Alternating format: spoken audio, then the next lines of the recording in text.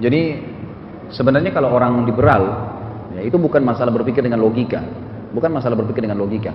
Mereka memang sumbernya sudah salah. Sumbernya mereka itu jaringan Islam liberal itu berasal dari Kanada, dan memang mereka berasal dari sebuah kampus namanya McGill yang memang di sana itu dibentuk oleh gereja, sebuah kampus di dalamnya ada doktor, ada profesor yang hafal Quran, yang hafal ribuan hadis, tapi mereka itu bukan Muslim. Dan mereka sengaja memberikan beasiswa kepada anak-anak muslim yang lulus cum laude, seperti misalnya kalau kita di Indonesia dari UIN, ya, dan dari negara-negara lain juga begitu, yang khususnya pemerintahan, yang berhubungan dengan pemerintahan, nanti dikasih beasiswa S2, S3. Ada beberapa orang yang saya kenal dari sana, termasuk teman dekat saya, satu kiai dari Madura. Dia tamat dari sana dan dia waktu pulang sempat berpaham liberal memang, gitu kan. Jadi dia bilang di sana itu ada doktor, ada profesor yang hafal Al-Quran, hafal ribuan hadis, bahkan lebih hebat daripada kita sebenarnya, kalau dari sisi pemahaman agama. Cuma mereka non-muslim dan mereka sengaja mencari ayat-ayat yang bisa membuat umat Islam itu ragu dengan agamanya sendiri. Misal, Injil kan selalu direvisi, ada revisi Injil di Vatikan. Mereka bilang, Al-Quran ini kalau kalian tidak revisi, tidak akan sesuai dengan perkembangan kalian. Maka muncullah pemahaman Quran kalau tidak sesuai dengan akal pikiran manusia direvisi. Makanya orang-orang liberal di Indonesia pun bilang, Quran saatnya direvisi, gitu kan. Termasuk mereka mengatakan, haji itu kenapa harus di musim haji? Kenapa harus haji? Bisa haji di kapan saja. Loh, kok aneh ini? Allah bilang di musim haji, dan ditentukan, dicontohkan oleh Nabi Muhammad SAW, disuruh revisi. Ya. Nanti lama-lama revisi, kalau gitu nggak usah ke Mekah, jauh-jauh. Buat Ka'bah aja di Jakarta, kok repot-repot gitu kan. 9 jam terbang, dan macam-macam, nanti akan begitu. Jadi ditolak. Padahal sebenarnya asalnya agama diterima, gitu kan. Diamalkan. Dan kita bisa tahu nanti ada power, ada ya energi yang kita bisa rasakan dari ibadah yang kita kerjakan tuh.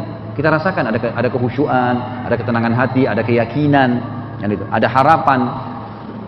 Maka seperti itu. Nah, ini asalnya orang-orang liberal di situ. Iblis itu diciptakan dari api. Dan disebutkan dalam Al-Quran, iblis juga akan masuk ke neraka. Neraka dari api. Benarkah itu? Iya, benar. Baik, kalau iblis dari api,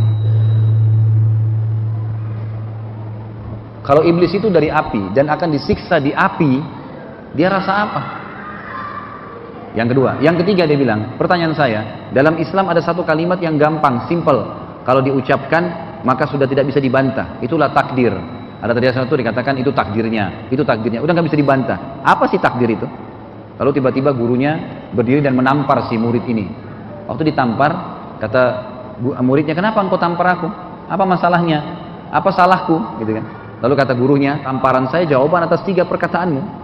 Pertanyaanmu tadi. Kalau yang pertama, muridnya bilang, coba jelaskan kepada saya supaya saya paham. Dia bilang, yang pertama kamu mengatakan tadi, tolong tunjukkan kepada saya fenomena alam yang bisa saya rasakan tapi saya tidak bisa lihat, supaya saya yakin Allah itu ada.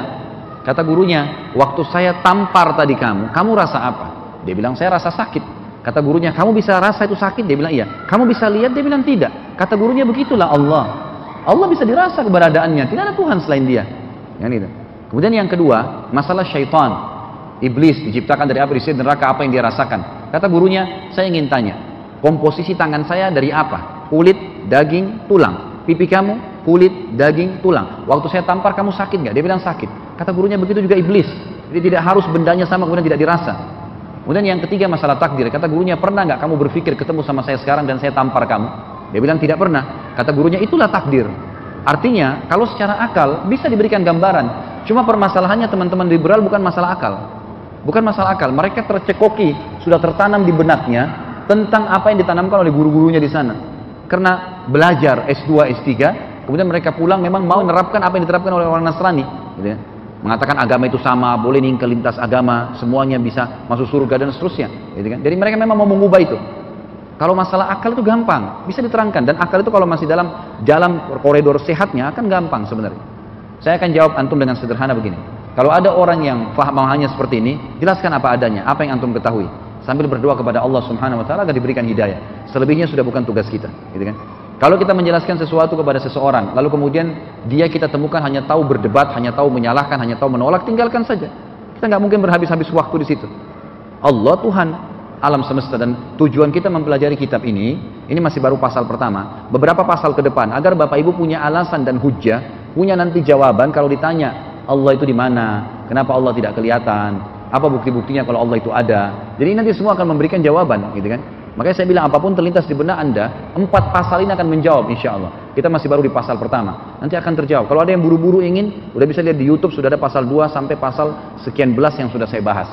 Bisa lebih cepat untuk menangkap apa yang sedang ya diinginkan insya Allah.